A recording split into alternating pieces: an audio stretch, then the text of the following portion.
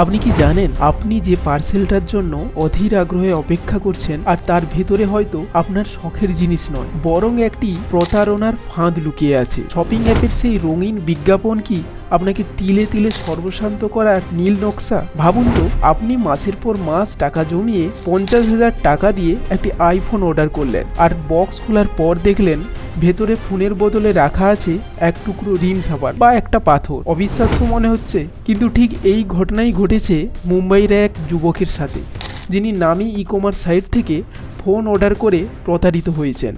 এমনকি সাম্প্রতি ডেলিভারি বয়ের সামনে বক্স খুলে ইট পাওয়ার ঘটনাও এখন নিত্য নৈমিত্তিক। কেন বড় বড় কোম্পানিগুলো এই জালিয়াতি রুখতে পারছে না? আসলে অনেক সময় অসাধু সেলাররা বা ডেলিভারি চেনের কেউ আসল পণ্য সরিয়ে নকল কিছু ঢুকিয়ে দেয়।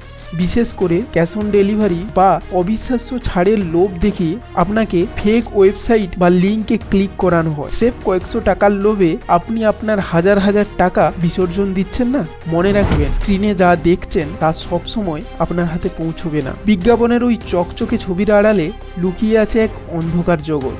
আপনার একটু অসতর্কতাই হতে পারে প্রতারকদের সবচেয়ে বড় হাতিয়ার। অনলাইনে কেনাকাটা করতে গিয়ে আপনি বা আপনার পরিচিত কেউ কি এমন কোনো প্রতারণার শিকার হয়েছেন? শুধু হ্যাঁ অথবা না লিখে কমেন্টে জানান।